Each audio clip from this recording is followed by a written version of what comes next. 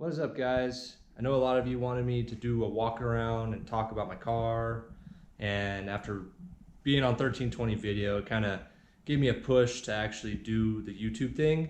I've actually been wanting to do it for quite a while, but I didn't feel like I had the content to actually make something of it, but I thought I'd give it a shot now. So here we go. So this is Frankenstein. Basically it started as nothing. And I know a lot of people are like, hey, this isn't our Leroy. But no, this actually started as nothing. The tube chassis is actually all tube chassis. This isn't a car that has been cut. It started off, I bought a 99 Passat and basically stripped the motor, the transmission, the harness, ECU, steer column, brakes, and I built everything to fit that. And it started off with the engine and tranny on the ground and the seats, and then I mapped out the frame on the ground and then built my way up from there. I freehanded it all, didn't design it on a computer, none of that. The first engine it had was a V6 30 valve, and then I had an automatic transmission at the time, and then I upgraded to a manual 5-speed out of the same type of car, like an Audi A4 or Passat. They came in all-wheel drive configurations, but this is actually a 2-wheel drive configuration. It doesn't have a tail shaft, so it worked perfect for doing a mid-engine type of car. And then I wanted more power, and the easiest thing was a Volkswagen 1.8T. So I did that. It was actually a 2-liter. I bored it out, and then I had a Garrett 3071 turbo on there, and I was making 430 horsepower, but I hated the turbo lag. It just didn't have the torque that I wanted. So finally I decided to go with LS53 that I have fully built. It is stock displacement, stock crank. I upgraded the rods and pistons. Camshaft is a Brian Tooley Racing Stage 2 turbo cam. I am running the 862 heads. I don't know if you can see that. Stock compression, I'm running E85 on 12 pounds of boost. It's making 730 horsepower. So it's definitely a huge improvement from that 4-cylinder. I basically doubled my power for the same price, which is awesome. It is running on the Holley ECU. I don't know if I already said that. I also got the Holley dash, which is awesome. It's completely customizable. I can do whatever I want with it. I know you've seen them on other people's pages, but they are badass. So as soon as it loads, basically that's what I got for my main setup. Very simple, more race mode than anything. Huge tack, which you need. Now I did carpet the inside. I know a lot of you are like, why? I do daily this thing, so I want the sound dampening. I do value my hearing. I know eventually one day I won't be able to hear very well because of all the loud things I've exposed myself to. I did build my own pedal set. I do plan on changing this. It was just a temporary thing because I'm a cheap ass and I like to try to build everything myself. So mainly the thing I don't like about it is the way that the master cylinder is tied into the brake pedal, and also I can do better on the clutch setup. I do want to get a clutch restrictor, so off the launch I can let my foot off 100% and it'll actually come back how I choose, how fast I choose to come back, and then I can get my launch down and get my 60 foots. And going back to that, I know I was only running low 11s in this car, but I mean, I'm running street tires. They're really hard. There's no sidewall. They can't grip. They're not meant for drag racing. So I do plan on getting some 15-inch wheels and some Hoosier tires or something. I haven't decided yet, but I definitely want a drag setup for this. I want to be able to do everything with this car. I want to be able to track, drag, and drive it on the street. So I'll have all my options laid out. Should be nice. And then all the paneling on the car, this is aluminum. I know it's gonna hurt a lot of feelings because it looks like carbon fiber. It's just wrapped in vinyl. All the tubing, it's 1 5/8 DOM 120 wall. So this is legit roll cage tubing. If I do plan on going any faster, I will have to have it inspected, and I'm sure I'll have to change some things up and add some more structure to it, because I know this car is capable of low 10s, maybe high 9s. So I'm gonna have to have it inspected, and I'm already at the speed limit. I'm hitting 135. I've hit upwards of 142 on the track. They haven't said anything to me yet, but they're gonna say something to me here pretty soon, because 135 is the limit there for what I got. I need window nets, more structure, and so forth. All the suspension, I built it myself, designed it myself. It's got anti-sway built into it, so the upper control arm is shorter than the lower, and it's also already pitched a little bit at ride height, so as it compresses, it'll actually pull the tire in when the car leans into the turn, giving it more camber, or negative camber. Same with the front, same setup. And then coilovers, it used to have airbags. It was way too squishy. Last year I did the half mile, and doing 140 miles an hour for the first time in my life in a car that I built myself, it was too squishy. It was really floaty, so I had to do something. So that's why I did the coilovers, and I'm not looking back on that at all. It definitely helps out. I do have a sway bar in the rear. The front I don't, because having all the weight back here tends to make the car more understeerish, so it'll push through turns.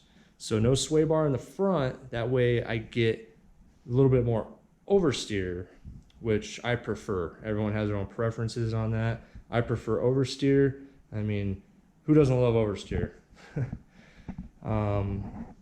The wings, so I know for a fact the front one does function.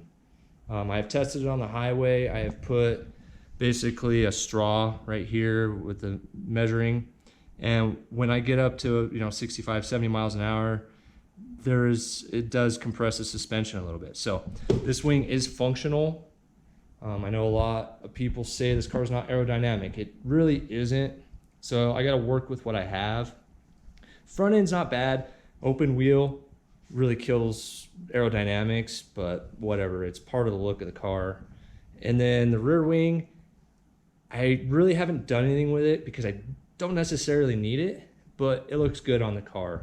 It's basically zeroed out. The pitch right here is basically level with the ground. So it's really not doing much. So I can always angle it down. I did put adjustments in there so I can angle it. So one day when I actually take it to a track again and actually put it through its paces, because back when I had the 4-cylinder, I did take it to the track a couple times and run it. It's just really expensive and it's really far away. So I would like to go again. Now I can trailer the car. That way, if I do break something, I really don't have enough room for a trailer. I live in an HOA governed freaking housing development. So I came up with a solution. Tow bar. A little awkward to tow. Now I know why RVs tow cars, not cars tow cars, because the car will fight you. And I don't know how many times I've taken a corner thinking I'm towing a trailer when I'm towing a car, and it'll actually push the ass end of my truck sideways. So it's a little awkward. I gotta be really careful doing that. My truck, it's just an S10, so it's not that heavy in the rear. So eventually I'll upgrade to something better.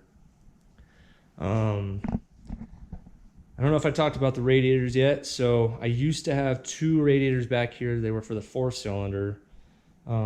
They did really well for the 4-cylinder and the V6. But when I went to the V8, I immediately started getting overheating issues. So I got this radiator up front. This is it's a Jeep Cherokee radiator. It does really well. Plus I get better airflow being right up front. So no brainer there. So that really helps out.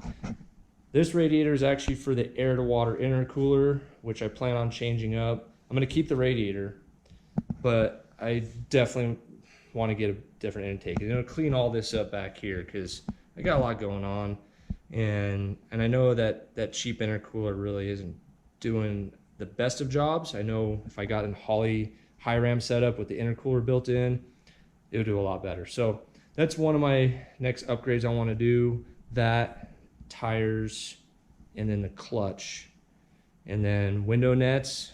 That'll keep me more within line of safety. I do have to wear arm restraints because they consider this a buggy at the track.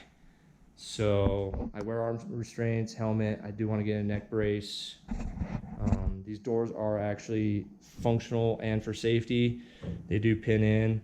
Originally, it used to be just like that. No door, it used to be open, and I wanted more safety with all this power.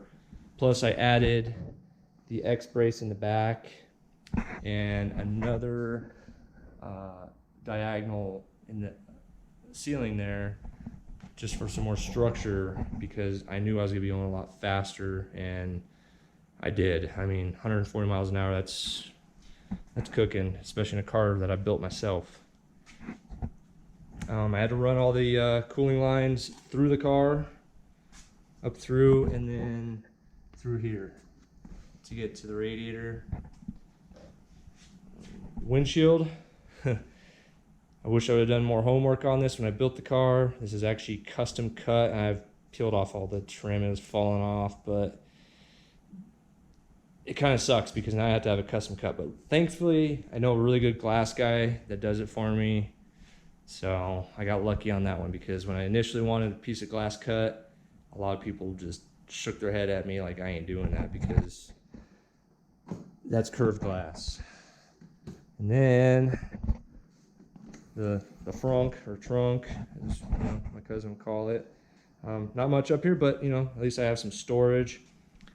Gas tanks up here, divided, and then I got a battery here.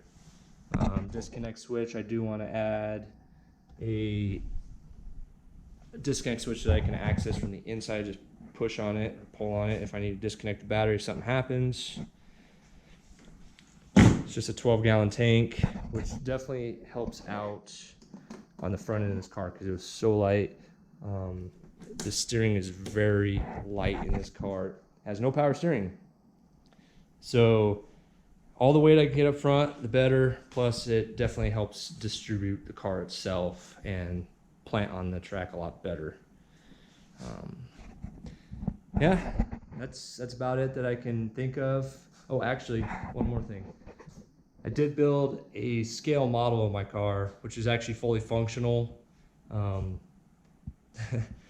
was just bored one day and I was like, you know what? I'm gonna build a scale model of my car. I want to do more to it. I want to make it look even more identical to my car. Right now it's just all open. I want to do all that.